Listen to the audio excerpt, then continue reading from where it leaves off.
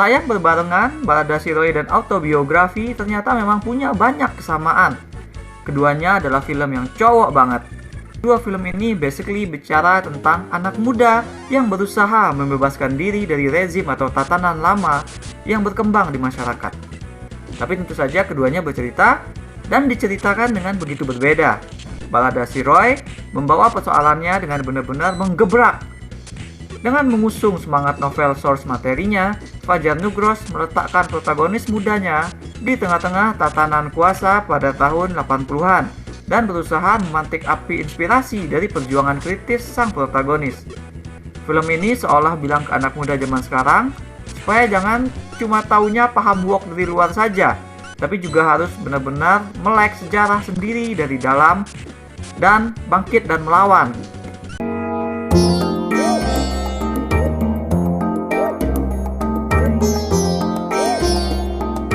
Aku belum pernah baca novel Roy, sehingga referensiku nonton ini ya cuma dari novel-novel atau film remaja sejenis, kayak Lupus.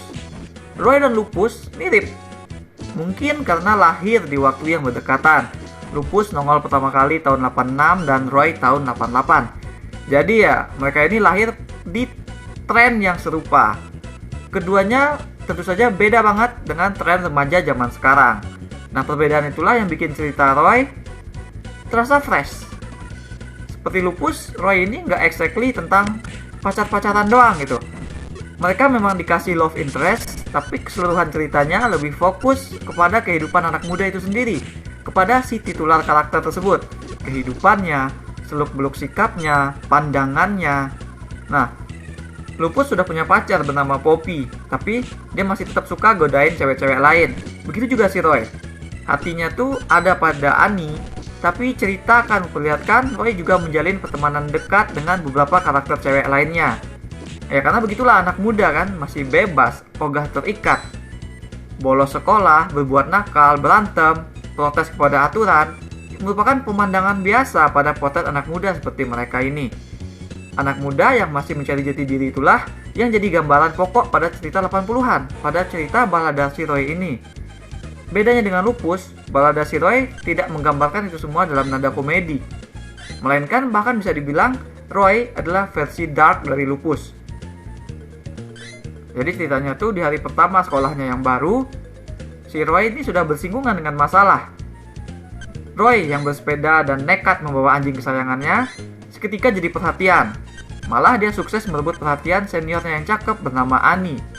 Namun sialnya si Annie ini sudah ada yang suka. Si Dullah, anak yang punya kota Serang. Nah, sikap si Dullah yang sok kuasa ini 11-12 dengan gimana ayahnya memimpin kota. Yang tentu saja si Roy yang kritis dan keras, teman-teman menyebut Roy ini sebagai kepala batu, nggak tinggal diam. Roy nggak segan-segan untuk menantang Dullah bertarung, dan dia juga nggak ragu untuk menuliskan buah pikirannya tentang kota mereka di koran. Nah, perlawanan Roy berhasil mempengaruhi anak-anak lain di sekolah yang selama ini ditindas. Tapi peliknya, Roy tidak begitu saja dianggap sebagai pahlawan. Malahan dia ini dicap sebagai biang onar. Dengan musuh yang kuat, teman yang semakin lama semakin berkurang, dan juga nilai rapor yang kian menurun, hari-hari si Roy menjadi semakin berat. Nah, inilah yang diceritakan oleh film, tentang naik turunnya kehidupan si Roy. Anak-anak muda memang harusnya kritis kayak si Roy, apalagi dengan api dan gejolak yang meledak-ledak yang dimiliki saat usia dan pikiran masih remaja. Makanya nggak heran kalau anak-anak muda bisa disebut sebagai agen perubahan, karena modal mereka tuh ada gitu. Masalahnya ya cuma satu, yaitu penyaluran yang tidak tepat. Si Roy sendiri bahkan masih sering menemukan dirinya menyalurkan emosi dengan cara yang kurang pada tempatnya. Karakter Roy memang bukan poster yang sempurna, tapi itu jugalah yang membuat dia jadi inspirasi yang nyata. Kekuatannya, keberaniannya, kemauannya belajar, termasuk belajar sejarah, sikap setia kawannya, bisa jadi panutan sembari kita belajar dari kesalahan-kesalahan yang ia buat. Honestly, di awal-awal, kalau di bioskop itu boleh loncat-loncat, aku tuh udah jungkir balik saking senangnya gitu. Aku ngerasa mendapat film yang hebat. Film remaja yang benar-benar menggali soal being a teenager gitu, di lingkungan yang juga benar-benar dibuat menantang dan hidup. Penuh layer sebenarnya. Sekitar 15 menit lah, 15 menit pertama balada Shiroi terlihat perfecto. sekuen di sekolah itu begitu wow, begitu hidup, foregroundnya, backgroundnya, semuanya gerak. Semua yang di layar beneran seperti punya kehidupan gitu. Desain produksinya juga keren. 80-an terpancar dari penampilan para karakter. Setting daerahnya tercermin dari bahasa dan gaya hidup karakter. Roy sendiri ya langsung mencuat, bukan saja karena dia ke sekolah naik sepeda dan bawa anjing gitu kan, tapi memang ada aura berbeda dari cowok tinggi berambut panjang dan berjaket jeans ini. Di menit-menit awal inilah film melandaskan dunianya dengan efektif. Karakter-karakternya terasa menarik. Bahkan si Dullah digambarkan berbeda dari tipikal karakter jahat gitu. Dia ini diperlihatkan grogi juga ke cewek. Dia diperlihatkan vulnerable secara emosi. Nah, Bio-wan paling bagus jadi Dullah saat di momen-momen vulnerable yang berusaha ia sembunyikan tersebut. Hook emosional buat Roy dihadiahkan oleh Dullah dengan adegan yang juga intens. Kurasa kita nggak harus jadi penyayang binatang untuk mengerti luka si Roy. Nah, semuanya itu seperti dibangun untuk transformasi dramatis dari kehidupan Roy, yang di awal itu memang kelihatan agak terlalu perfect, terlalu sempurna. Tapi kemudian semuanya terasa merosot, terasa downhill. Aku duduk di bioskop berharap terus film ini bakal merapikan diri, bercerita dengan kembali keren gitu. Tapi itu tidak pernah terjadi sampai habis. Kayaknya bukan pada arahan. Karena di sini Fajar Nugros benar-benar telah menyulap dunia dan para karakter menjadi seperti real hidup, sama kayak yang dilakukan pada film Sri Mulat Hil yang Mustahil. Abizar Al-Ghifari sukses di directnya jadi karakter bandel. Yang Nugros lakukan di sini pada Abizar mirip dengan kayak yang dia lakukan pada Naysila Mirdad di Inang, yaitu bermain-main dengan pengetahuan meta kita terhadap para aktor itu sendiri. Yang punya image anak baik-baik diambil, di-reshape menjadi karakter yang jauh berbeda dari image meta mereka tersebut. Dimensi dan ruang adegan juga terus dimainkan. Adegan action kayak berantem ataupun kebut-kebutan dilakukan dengan sedemikian rupa sehingga adegannya tetap grounded, nggak over stylized gitu. Kamera memastikan kita melihat apa yang dirasakan karakter. Tantangan bikin dunia 80-an tidak membatasi kelincahan Nugros untuk mempersembahkan cerita. Di sekolah, di pasar, di jalan. Seperti Roy itu sendiri, film ini going so many places. Satu-satunya yang bikin aku kadang lupa bahwa ini adalah cerita di tahun 80-an adalah warna gambar yang kinclong gitu. Walau dandanan dan propertinya dipastikan 80-an semua, tapi ngelihat dari layarnya itu kesannya itu masih modern gitu. Sedangkan untuk soal bahasa, aku nggak tahu juga tahun segitu tuh di Serang, Banten bahasanya gimana, bahasa gaulnya gimana. Selama terdengar kayak percakapan yang natural, buatku ya tidak masalah-masalah banget. Tadinya aku mau bilang film ini oke di penyutradaraan tapi lemah di penulisan, tapi kemudian aku melihat nama penulisnya siapa. Ya kan? Salman Aristo ternyata yang nulis. Menulis banyak skenario keren sebelumnya, adaptasi novel bukan barang baru baginya. Waktu aku belajar teori menulis skenario, modul-modul belajarku banyak yang fotokopian dari kelas asuhan Salman Aristo. Jadi aku bingung sendiri dong. Apa yang terjadi sama film ini? Dengan arahan yang ternyata kuat dan di tangan penulis yang mumpuni, kok bisa jadi begini saat ditonton gitu? Begini yang aku maksud itu tuh adalah ceritanya ini nggak ngalir kayak bentuk skenario film. Ceritanya masih kayak bentuk chapter-chapter pada novel, atau mungkin malah kayak cerita-cerita pendek digabungin jadi satu, kayak episode-episode.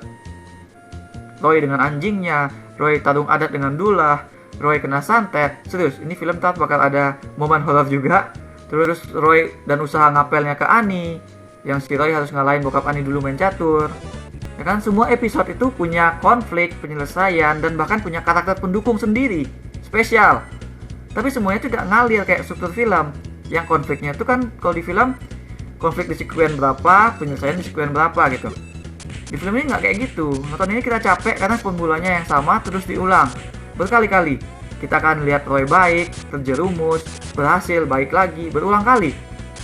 Tentu semua itu ada garis besarnya, ya kan?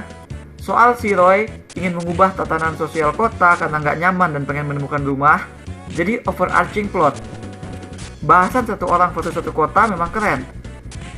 Film juga sebenarnya bagus memuat banyak, tapi dengan struktur yang masih kayak novel, film ini jadi terasa seperti melompat-lompat di sekitar gagasan besarnya, alih-alih berjalan mantap sebagai satu kesatuan. Development karakter Roy jadi nggak terasa, karena setiap kali dia sudah berubah, dia kembali melakukan hal yang sama pada kesempatan berikutnya. kita tidak tahu ini journey film ini kapan mulai dan kapan berakhirnya gitu. Ya kan, kayak tahu-tahu si Roy jadi anak motor, tahu-tahu dia mengembara tapi tanpa motor gitu. Nggak jelas progresnya gitu kemana. Cocoknya memang cerita kayak gini tuh dibikin sebagai slice of life yang fokusnya kepada karakter Roy saja, kepada pemikirannya, pandangannya. Dia ngalungin hidup sehari-hari itu digambarkan dengan jelas dan runut. Interaksi dia dengan karakter lain, bertemunya dibuat lebih natural. Ya kan, tapi film ini nggak seperti itu. Tahu-tahu ketemu, terus karakter itu hanya berfungsi di satu episode saja. Kayak ada bagian ketika tahu-tahu ada cewek yang juga anak baru, si Roy kenalan, mereka jadi teman akrab. Namun begitu episode ini selesai, si anak baru itu dibikin pindah lagi, nggak ada lagi nanti di cerita. Nah, mestinya kemunculan dan exit karakter kayak gini tuh bisa dipercantik lagi, dibuat lebih natural, lebih masuk ke dalam skenario, alur skenario gitu. Toh ketika sudah di film kan naskah itu tidak harus sama persis dengan yang digariskan pada novel. Ya kan, semua itu kan tergantung adaptasi kreatif mengolah novel menjadi sesuai bentuk naskah. Roy sebenarnya bisa menjadi slice of life yang benar-benar menyentuh. Seperti pada saat dia menggarap soal cinta-cintaannya. Film ini kan paham untuk membuatnya menjadi personal sebagai remaja, ya kan? Harusnya itu yang dipertahankan. Tapi film jadi ambisius. Sehingga fokusnya malah jadi kayak kompetisi antar laki-laki gitu. Bertarung, main catur, balap motor. Aku nggak yakin setelah kredit film ini bergulir, penonton akan melihat dan mengingat Roy sebagai sosok, sebagai pemikiran dan sebagai perjuangannya, bukan sebagai aksi jagoan yang ia lakukan. Sudah senyaris itu padahal kita dapat film remaja yang berbobot, dengan penceritaan yang nggak receh, menye-menye. Karena memang Roy ini beda dengan tokoh cerita remaja kekinian. Roy ngajarin pemikiran dan karakter yang tangguh, yang berani. Kisah Roy harusnya menginspirasi. Secara arahan karakter dan produksinya sebenarnya sudah unik dan segar. Menit-menit awalnya aku suka banget. Semuanya seperti mengarah kepada development karakter dan alur yang tegas. Tapi ternyata enggak, film ini malah merosot. Problem film ini adalah bentuk yang masih terlalu novel. Ceritanya itu tidak ngalir. Dan malah cenderung memfokuskan kepada adegan-adegan kompetisi atau aksi. Serta juga hal-hal ajaib lain yang tahu-tahu muncul dan tahu-tahu nggak ada lagi gitu. Penonton akan bingung, ini film sesungguhnya maunya apa. Apalagi tidak ada romance yang bisa dipegang oleh penonton umumnya, ya kan? Aku kurang suka sama remake, tapi kalau ada satu film yang aku pengen banget ada remake-nya, maka film ini mecahin rekor. Karena baru saja tayang, tapi aku berharap film ini di remake lagi dengan struktur skenario yang gak usah ikut-ikut novelnya. Saking bagusnya gagasan, tapi aku kecewa sama eksekusi film ini. Aku berikan 5 dari 10 bintang emas untuk Balada si Roy. That's all we have for now. Kira-kira mengapa cerita remaja sekarang sudah tidak atau jarang yang membahas pemikiran karakter, apalagi berbingkai nasionalisme seperti Roy dan cerita remaja 80-an? Share pendapat kalian di komen. Jangan lupa hit like dan subscribe supaya nggak ketinggalan review-review dan playthrough lain. Kunjungi myadershit.com untuk review yang lebih detail, atau kalian bisa kunjungi store myadershit di ciptoloka.com. Ada banyak kaos dan pernak-pernik custom yang unik, mulai dari film, musik, game, hingga wrestling. Thanks for watching. Remember, in life, there are winners and there are losers.